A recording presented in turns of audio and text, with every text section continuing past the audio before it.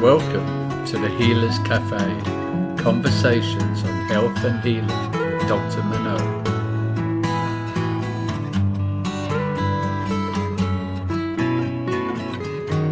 So welcome to the Healers Café, and today I have with me Dr. Stacey Cooper, and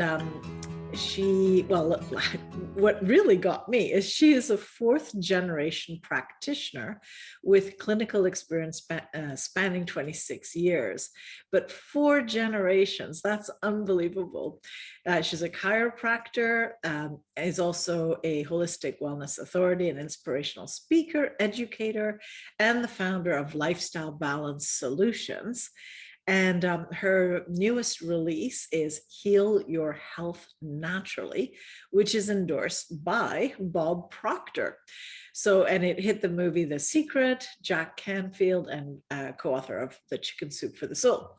So that's quite impressive to get a word out and get so many people on board. So welcome to our conversation about health. Thank you so much. I'm so glad to be here today. So my usual first question is, so what got you into healing in the first place? And I'm thinking 4 generations. Well, I don't know. What kept you in? Put it this way. Exactly. Since I was 12 years old, I was actually working in the office with my dad as a receptionist, a Girl Friday, right? Saturday mornings, I would go to the office with him. I joke that Tim Hortons got me into chiropractic because as a young girl, we would stop for a hot chocolate on the way to the office. So what better way to start the day? Now, looking back on that, Yep. I wouldn't be doing that now, but that was then. So anyway, fast forward, I've always wanted to be a chiropractor, and I still love it to this day. And chiropractors don't retire. We keep adjusting till the last day. So I'm thrilled to be doing what I'm doing and sharing with the world how they can heal their health naturally as well. And that's so much more critical this year than ever before. Yeah, definitely. Well, there's a lot of fear about health. I mean, the good news is it's the first time that health has really become first of mind for people. But instead of a positive connection to health, it's fear of disease, fear of, all these things that probably I could get banned if I pronounced. So, but of these pandemic things that might be happening. So it's very scary. So people are aware of health and then they're absolutely frightened without realizing the impact that fear has on their bodies. Right. So yeah, it's shocking anyway, but go on. I'm taking it away. Go on with health. Well, and that is one of the key components right now is the energy that fear puts into your body. It creates a diseased state. So when you want to step into health, nobody's telling you anything about how to stay healthy or get healthy or prevent anything. And they're actually taking away everything that would help you to get healthy. Because health comes from within. Your body has warriors within it to keep you strong and healthy. Your body was designed that way. Your body is repairing every single second of every day. Restoration happens with rest. So your body repairs, rejuvenates, regenerates during rest. And if you're not getting great rest, then your body is deteriorating. But there are so many other components to great health. Exercise is a critical component to health, keeping your lungs healthy and strong, your heart pumping, your blood moving, and keeping your immune system boosted is all affected. Also, exercise decreases stress levels. Increased stress decreases immune system function. Yeah. Everything that they're taking away is detrimental to your health. They've taken away the gyms, they've taken away being together. We are social beings. We need to be together in community. Solitary confinement is a corporal punishment because we are social beings. Mental health and wellness relies on connection, togetherness, sharing time, touch, hugging, being together. All of these things have been shown scientifically to improve immune system function. Mhm. But I think, I mean, I'm totally on the same page as you on that level. And it's like, when we think who is this they, when everything is supposed to be science-based? And if it is science-based, like you say, there is plenty of information available on many things that one can do. There's tons of studies on being able, to do exercise. There's studies on what you eat. There's studies on vitamin D levels. There's studies on all vitamin C, and I can go on and on. And this is not prescriptive. I'm just covering myself there. But the idea that is that we have things, and touch. You mentioned touch. It affects our hormones. It connects us. It stabilizes us. It's like, no wonder these elderly people are suffering so much. So what is, or how are you? Can you make any sense of why is it that we're thinking constantly instead of what we can do, which is what, you as a chiropractor, me as a naturopath, we're used to thinking, how can we help people stay healthy? And here it's now focused all on this disease or the potential of a disease, right? Like that, to me, that seems, it's so funny. I had hope that when this came out, that all of these modalities that really support people would be flourishing in this time.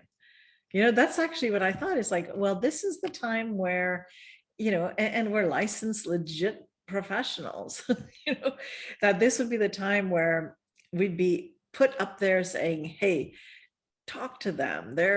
They know the body. They've been working on it for years, generations in your case, and it's like, it hasn't really happened that way. No, because it's programming. Television is called television programming for a reason. Yeah. Because there's one narrative that they want you to hear. And when they've removed all of these things, locked you up, kept you separate, so you can't have conversations, so that you can't implore critical thinking. If you're comparing two things which are thought to be the same, and if one thing lowered in its incident rate because of hand washing and mask wearing, but the other thing, which is still in the same category, went up, that doesn't make any sense. Right. You can't have it go both ways. Yeah. Right. Yeah. So that's part of the critical thinking that needs to come forward, and knowing in your heart what your body truly needs. Children need to be together for social interaction, for empathy, for play, for sharing, for social development. And it's anyway, we got to stop that right there, because that's going to go down a wrong hole. Let's go back to health. Yes. Okay, well, you one of your focuses is diabetes, right? Yes. In your practice. I mean, so why don't we talk a little bit about that, what people can actually do, and potentially, if they're doing it, are they at crazy risk now if they're taking steps clearly in the direction of health? So maybe if you speak to any of that or all of that, that would be awesome. Fantastic. And yes, diabetes is an epidemic right now. And the North American diet is like putting diesel fuel in a gasoline engine. The engine isn't running properly. So the North American diet is fueling the body in a bad way. And the diabetic epidemic, this is the first generation of children who will not outlive their parents. And this too is a crime, because in today's society, with health and wellness and all the technology that we have and all the conveniences, longevity is supposed to be increasing, not decreasing. And you can see the obesity that's occurring in our younger population. And it's simply from all the sugar and the preservatives and chemicals and GMOs that are happening in the food sources. And so if you are pre-diabetic or you are type 2 diabetic, your body is adapting 24/7, 365 to the environment around you. If it's cold and it's wintertime and you go out in shorts and a t-shirt, your body will shiver to keep you warm. If it's 90 degrees outside and it's hot and it's summertime and you go out in shorts and a t-shirt, but you're sweating, your body is adapting to keep you cool. Whatever environment you provide for your body, it can adapt to that environment. However, if that environment is a negative environment and it's negatively influencing the health of your body will do the best that it can for as long as it can until it can't adapt anymore. And that's when signs and symptoms start to show up and disease starts to show up and dysfunction of cells, organs, and systems begins to show up. But the remarkable thing is you can reverse any disease process by changing the environment you provide for your body. So when you change how you're fueling your mind, the things that you're listening to, the music that you're listening to, the words that you use, the things that you read, when you nourish your spirit naturally, when you get outside, when you ground in nature, when you reduce your stress levels, when you meditate and you bring a calm and healing energy to the body, when you change the foods that you're providing for your system and you fuel your body better, it can heal. You can reverse those disease processes. Why? Because your body is a miraculous adaptive mechanism and it will adapt to the new environment. And that's how you can reverse it. So if you are diabetic or pre-diabetic and you are concerned about your health and well-being, if you are already taking steps in a forward direction to improve your health, then your energy has already shifted. Your mental and emotional state has already shifted because you're proactive and you're stepping into health. That alone will help to boost your immune system. And then especially as you begin to incorporate more healthy wellness tips, then that too will improve it as well. I mean, it makes sense, right? It's like ultimately we have to make a choice. It's like, and it's from the victimhood of believing the typical prognosis that comes with the diagnosis, because most people are still being told, well, even though there's one familial and the other one's not, so it's like, interesting. And I know the age range has changed because the habits have changed, right? But people get attached to their diagnosis and it's doom and gloom and they go into deeper victimhood. Absolutely. And it's a challenge to get the information out so that people see that it's actually not true. We have agency over our bodies, right? And absolutely.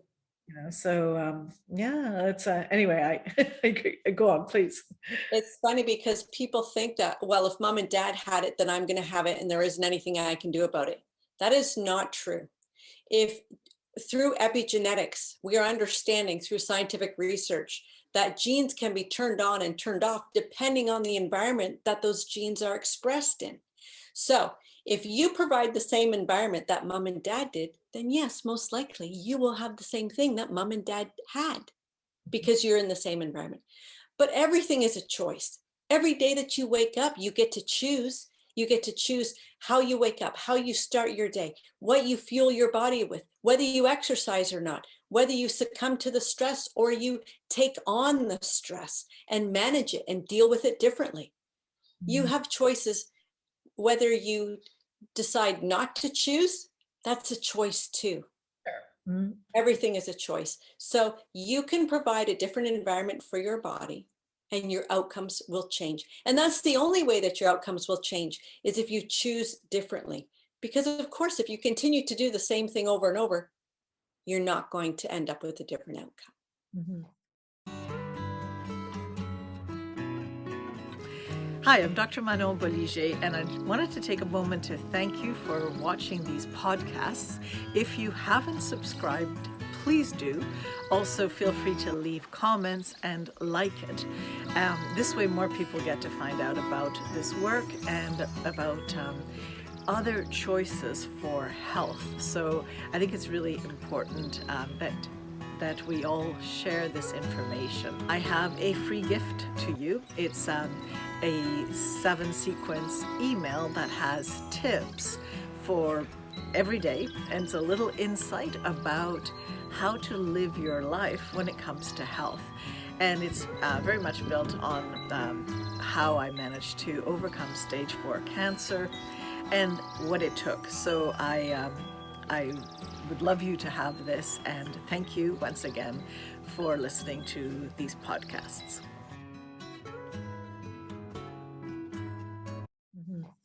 Yeah, and I think, the solutions are out there. Like, that's the thing. It's how do you get people to make the choice that, I'm going to investigate on something, and especially when we're in a culture that has a narrative. I mean, now with this pandemic, it's an unbelievable narrative. There's no discussion even, right? So it's just, this is the way, and there's no other way, and this is it, right? But on all issues of health, having a discussion is what evolves the science. It evolves the way that we can also help people. And it just keeps everyone sharp and on the ball. But so it's good when there's plenty of studies with diabetes and what one can do, like you say, not just preventatively, but to change the course of it. And yet it's still not known by everybody, which is kind of a shocking thing if you think about it, right? Why wouldn't we know if we were truly health oriented? Right? Exactly. And that's part of the difficulty, because if you only go to one source, then of course you're only going to get one answer. And oftentimes that keeps you in the system. Whereas if you explore different avenues, different sources, you talk with other people, get a conglomeration of different points of view, different sources of information, and make an informed, educated decision. That is where real health comes from. That's where true living comes from, is getting a conglomeration of information and sifting through it and coming to your own conclusion in regards to what is best for you. Because you are the one who's in charge of you. No one else is. Yeah. And no one else can impose their belief system upon you unless you allow it to. Right. And so researching different avenues is the only way that you can really find what is best for you, so that you can make a true informed decision. Well, informed choice is a big pet peeve of mine, because my background actually was in law. And so it's something, actually, when I was studying my master's, I was like, okay, all these alternatives that help people, what's going on? Why is, why are people not, why is it not the obligation of, for example, the mainstream conventional narrative to say, okay, in this case, we're actually not trained in, for example, nutrition, but there are people trained in it, or we're not actually trained in body dynamics. So actually, these people are. And, so it's always disturbed me that that it's like we can make a choice, but we're not told. We actually even have to search for our choices. And this, I mean, it couldn't be more flagrant than what's happening right now, because the narrative has never been so defined in this particular case, and the fear so high. And my fear is that people are not making informed decisions of what they can do, either to prevent, to treat, to all of that stuff. anything to do with this. In fact, we need these discussions. We need to be able to really talk about this and find out for ourselves, how do we feel, because it doesn't matter to me what people do. I want them to do it because they're definitely aligned and they've received the information. I'll give you it's just coming to me. One of my earliest patients in Nova Scotia had a hysterectomy checked off on her, her intake form. And she came in for fertility. She wanted to know how to best carry her pregnancy and all of this, and how to get prepared for it. And I saw this tick and I went, okay, maybe she just put the wrong one, And sadly, she did not. She actually didn't know what that meant. But she was recommended this procedure for her terrible menses as a way to prevent them. And it's like, to have to tell her that she no longer has a uterus, that's what it means, and she can't carry a baby. I mean, I got really, it's still, this is like nearly 30 years later, I am still so upset about this issue, that people must get to the bottom of things and not take it for granted that we're going to be told the right things. Not everyone has all the knowledge. The customer has to put it together, and reach out, and ask. So anyhow, yeah, it's very upsetting. So with you, not just diabetes, I know, of course, there's many more things you can help people with, but if people are listening and they're saying, okay, I've got this and I'm afraid, you have solutions, you have ways that they can take steps. Absolutely. And there are many steps that you can take, but starting with baby steps is always the best way, because that's a sustainable way to make your way to a healthy lifestyle. And so I have a really great resourceful tool called 10 Down in 10 Days, which is 10 simple steps that you can implement just 10 minutes at a time. So this guide has all 10 steps in it. One thing that I really love about the guide, and all of my clients do, is that on the back page, all 10 steps are summarized there. So you can pull up the back page and put it on the fridge. And it really is a great reminder in regards to how to start your day, how to shift your energy, how to get your body moving, how to hydrate your body well, how to fuel it better for better outcomes, how to get better sleep because your body restores during rest. And all of that is included and so much more in the simple guide. So go ahead and grab it. The link will be displayed here. I believe it's 10down10days.com. So you can help yourself to the free guide. And I look forward to helping you heal your health naturally. Yeah, no, I think it's really important to get just basic things and to feel that empowerment. It's like you said, it's the next step, then the next step. And the thing is, you implement any one of these things, you start going, my body I'm connected to it, right? Because we live in such a disconnected society where we don't notice that we're empowered. Like that we actually are, if we just step into it. So when we were talking about your practice or the 4 generations of practices, what have you found to be one of the most neglected, either directly to do with health or to do with the attitude or practices, habits of people, that isn't serving? One of the biggest areas that I find, and especially with women, is that of self-care.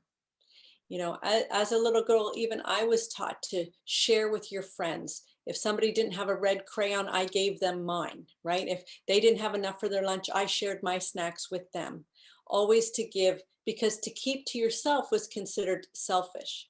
And so that's how, growing up, I actually determine my own self-worth from the praise that I got from everybody else in regards to things that I was doing for everyone else. The more that I did for everyone else, the more praise I received and the better I felt about myself, because that was my self-worth. And that is one of the biggest downfalls that I have ever experienced in my entire life, because I wasn't looking after me. Mhm. I was exhausted. I was fatigued. I was tired. My body wasn't functioning well. And self-love is the number one thing. And even I succumbed to it myself. It is the number one thing that is neglected, simply because I think that we perceive it as being selfish, and that has a negative connotation.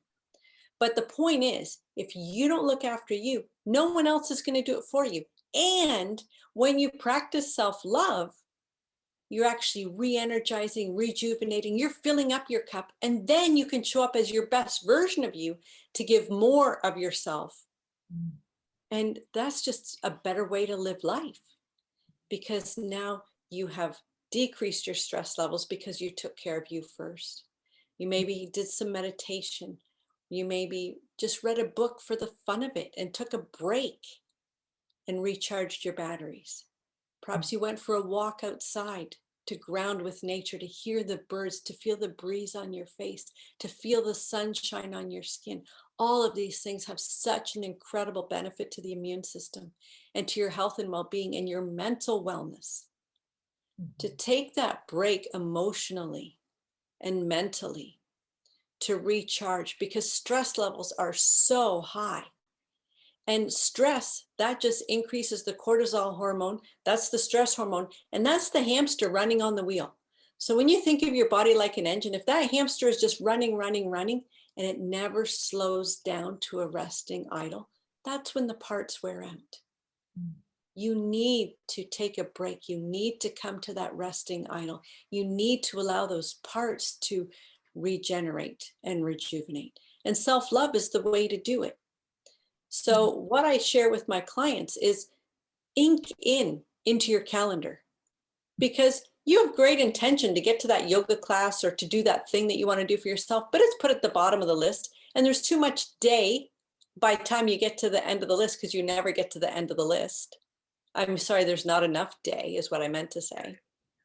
But if you ink it in, if you make that commitment to you and you set that reminder in your phone with an alarm, so that you actually go to that yoga class, no matter how busy you are, you make the time for you and put yourself at the top of your priority list. And that's when everything changes. That's when you show up as your best version of you, and how you can begin to take charge of your health and well-being and really step into your best life. Well, I think we've been living on the same planet. I tell you, it's the same, like in my practice too. I so agree with you. It is that self-care and that self-love. And like you say so well, putting it in the agenda. And yeah, one of the sentences that I got back from many of my patients is the one sentence, "Is this loving to you?" Came so many times. They said, well, once I started asking that at all times, when I'm sort of getting a feeling like I'm overwhelmed, or I'm too busy, or wait a minute here, let's just ask that question. Is the choice you're making right now loving to you? And if it's not, stop it. and it was kind of, and so many people have changed from that. So I think self-care, and I think it's true, women, have made an identity about the givers and the nurturers. And I mean, even airplane policy, put your mask on first before you help. They have to say it, because most women wouldn't. It's like, That's right. oh, my kids first.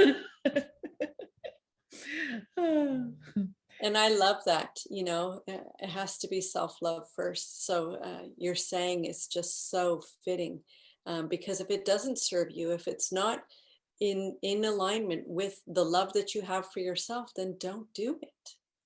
Right. And to me, it was so hard to say no initially, because I was such a yes person.